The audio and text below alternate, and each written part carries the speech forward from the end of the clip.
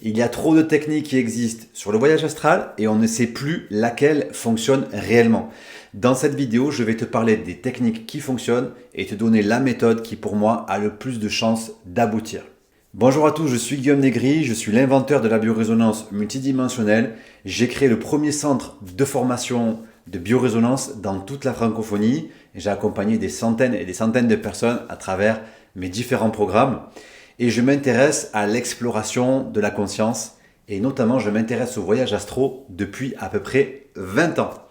C'est pour ça que j'ai créé un atelier spécial que tu pourras voir en description, un atelier qui va durer 40-45 minutes où je vais te montrer comment réussir tes voyages astro sans y passer des années comme moi, parce qu'en fait j'y ai concrètement passé des années. En fait, j'ai commencé à vouloir maîtriser le voyage astral quand j'avais à peu près 20 ans, suite à un événement vraiment particulier. Et ben, je vais mettre à peu près 10 ans pour trouver le bon outil, la bonne méthode, la bonne attitude à avoir pour que je puisse réaliser des voyages astro. Alors ce que je te propose dans cet atelier, c'est effectivement que tu n'y passes pas des années. Parce que souvent, ce qui va se passer, c'est qu'il y a trop de techniques en fait. Il y a beaucoup trop d'outils. Donc souvent, on va faire une technique, on va l'essayer quelques mois, puis on n'aura pas trop de résultats et tout. On va faire une autre technique, et puis une autre, et puis une autre, et puis on va s'arrêter. Et puis on va y reprendre un an après, etc. C'est ça en fait, apprentissage du voyage astral, c'est des yo-yo. Parce qu'en fait, tu n'as pas les bons outils, donc tu perds ton temps. Et le problème, c'est que tu risques de perdre ton temps comme moi. Parce que moi, j'ai passé quand même 10 ans, donc c'était beaucoup d'énergie, beaucoup d'efforts, beaucoup d'argent, parce que j'ai fait quasiment tous les stages qui étaient possibles. J'ai rencontré Marc Auburn, j'ai rencontré Akena, j'ai rencontré Daniel Meroy, je suis allé voir des formateurs qui sont en Amérique du Sud, etc. Tout ça, en fait, si tu veux, c'est que j'avais pas compris le bon outil à utiliser, la bonne façon de l'utiliser, et c'est ce que je te partage dans cet atelier, et je t'en parle également dans cette vidéo. Alors, en fait, ce que tu dois comprendre, c'est que personnellement, j'avais un grand pourquoi pour réaliser le voyage astral. C'est-à-dire que quand j'avais à peu près 20 ans, il m'est arrivé un événement absolument particulier. C'est qu'un soir, dans ma chambre, j'ai été visité par un être qui venait d'une autre dimension. Donc, j'étais pas en train de dormir, je venais pas de me réveiller, c'était vraiment une journée continue. Et là, concrètement, il y a un être qui est venu me visiter et qui a mis un truc dans ma colonne vertébrale. Ça a changé vraiment ma vie, si tu veux. Ça a fait un peu craquer mon cerveau, ça a fait un peu craquer, si tu veux, ce que j'appelle la matrice, c'est-à-dire ce que je pensais comme étant le monde réel. Et si tu veux, quand je suis allé regarder sur Internet le lendemain, que cette entité soit venue me poser quelque chose dans ma colonne, j'ai été surpris de voir qu'il y avait certaines personnes qui en parlaient. Et en fait, c'était un être assez grand, de type reptilien. Donc si tu veux, j'ai eu le temps vraiment de l'observer. Je sais absolument comment ça fonctionne. Je sais comment ils sont habillés, combien de doigts ils ont, est-ce qu'ils ont une queue, est-ce qu'ils n'ont pas une queue, la texture de la peau, est-ce qu'ils ont des narines ou pas, est-ce qu'il y a des oreilles ou pas. Même les détails sur les vêtements, j'ai eu le temps vraiment d'avoir une expérience très très concrète, très très réelle. J'étais pas en train de rêver, j'étais pas en train de dormir, d'accord. J'étais même pas en voyage astral. Ou dans les voyages, peut-être que tu peux rencontrer des êtres d'autres dimensions de ce type-là. Là, j'étais vraiment sur le plan physique. Et donc, j'ai cherché. Et ce que j'ai trouvé sur Internet, c'était très peu en fait. Parce qu'il y a 20 ans, on parlait pas trop des reptiliens. C'était pas forcément à la mode. D'ailleurs, si tu veux que je te fasse une vidéo spécifique sur ma rencontre avec les reptiliens, comment j'ai tiré le fil et jusqu'où ça m'a amené, n'hésite pas à le mettre en commentaire, ça sera avec plaisir que je pourrai dédier un moment pour t'expliquer cette genèse reptilienne et tout ce que j'ai pu comprendre par rapport à l'influence des reptiliens, qu'est-ce qu'ils veulent, d'où ils viennent, pourquoi faire, etc. N'hésite pas à le mettre en commentaire si ça t'intéresse. Et donc, voilà, j'ai eu un choc quelque part et je me suis dit, je veux comprendre ce qui s'est passé. Pourquoi cet être-là vient me voir ? Pourquoi est-ce qu'il me met quelque chose dans ma colonne ? Et c'est quoi qu'il me met ? Dans quel intérêt ? Dans quel but ? On voit bien qu'il avait une intention particulière. Il est venu me voir moi à ce moment-là et puis il est parti après. Donc c'était vraiment limite planifié, tu vois. Donc là je me suis dit il faut que je comprenne. Et je suis allé voir pour moi les meilleurs thérapeutes, les meilleurs formateurs, les meilleurs médiums, etc. du monde francophone et même à l'étranger, parce que je voulais vraiment qu'on me dise, voilà, en fait, il se passe ci, il se passe ça, etc. Tu sais quoi, j'ai eu des dizaines de réponses différentes, en fait. Même s'il y en a une en particulier qui m'a permis de tirer un fil karmique dont on pourra parler éventuellement si je te fais cette vidéo sur le reptilien. Mais en gros, j'avais des réponses super différentes. Donc, je ne pouvais pas vraiment me baser sur quelque chose ou construire une croyance là-dessus. Moi, je savais que j'avais vécu un événement. Et si tu veux, dans mon parcours pour comprendre ce qui m'était arrivé, à un moment donné, je me retrouve au Brésil. On doit méditer pendant des heures. Et dans cette méditation, c'était tellement long, tellement fatigant d'être assis, mauvaise position et tout, qu'à un moment donné, ma conscience est sortie de mon corps et je me suis retrouvé à 100-200 mètres au-dessus du lieu de mon corps physique. Et j'ai eu une vision topographique en fait. C'est-à-dire je voyais le centre, je voyais... C'était au Brésil, dans la résidence de gens de Dieu, tu sais, là où il y avait beaucoup de gens qui venaient se faire soigner et tout.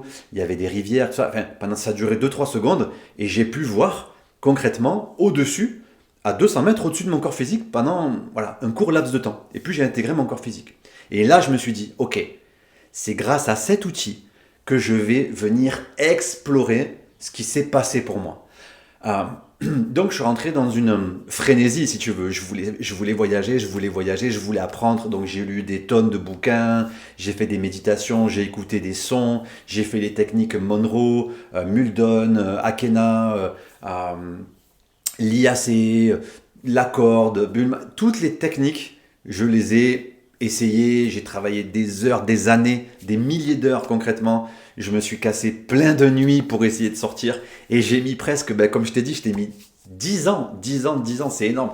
J'ai mis 10 ans pour vraiment réussir à réaliser un voyage et à comprendre quel était l'outil que moi je devais utiliser. C'est ce que je te partage aussi dans l'atelier, c'est que on explore les choses et il faut que tu trouves ta méthodologie, le bon outil pour toi. Mais surtout, c'est qu'il faut que tu apprennes, et c'est ce que je veux te partager dans cette vidéo, comment tu vas réaliser ton voyage. Il faut que tu apprennes un truc simple. Attention, je dis bien simple, j'ai pas dit facile. Ce qui est simple et ce qui est commun à quasiment toutes les méthodes, c'est corps endormi, esprit éveillé. En soi, tu as vu, c'est pas compliqué, mais c'est pas facile à obtenir. Et c'est pour ça que moi, si tu veux, je me suis abîmé avec beaucoup de techniques. Parce que j'étais dans une quête de performance. J'étais vraiment dans une quête de je veux y arriver. Je veux absolument y arriver. C'était vraiment un défi que je me lançais, mais il y avait vraiment une quête de performance. Et c'était dur. Et ça faisait mal psychologiquement. Parce que quand j'y arrivais pas, je sentais de la douleur, tu vois. Je sentais de la colère, je sentais de la jalousie, je sentais de la frustration.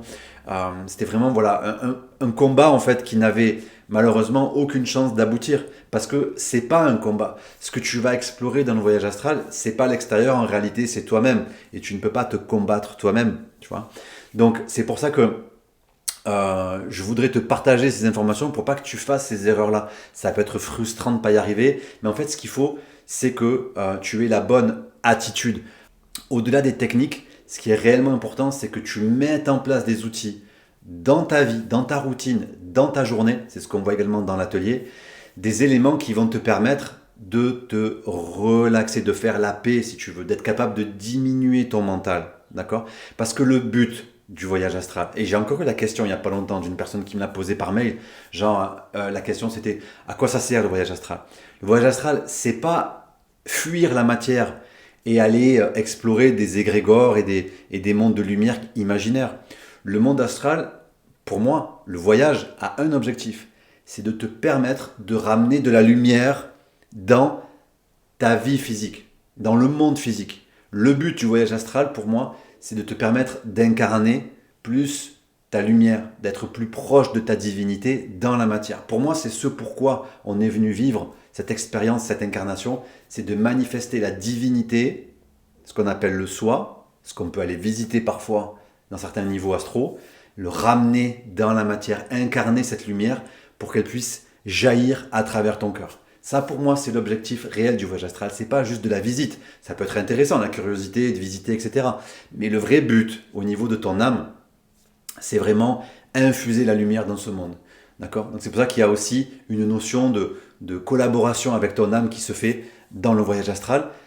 C'est ce que je te partage dans l'atelier. C'est 100% offert. Tu cliques dessus. Prends-toi 40-45 minutes parce qu'il y a aussi un exercice très puissant que je te donne dans cet atelier pour que tu apprennes à te découpler, c'est-à-dire à diviser ton corps physique et une de tes matrices énergétiques.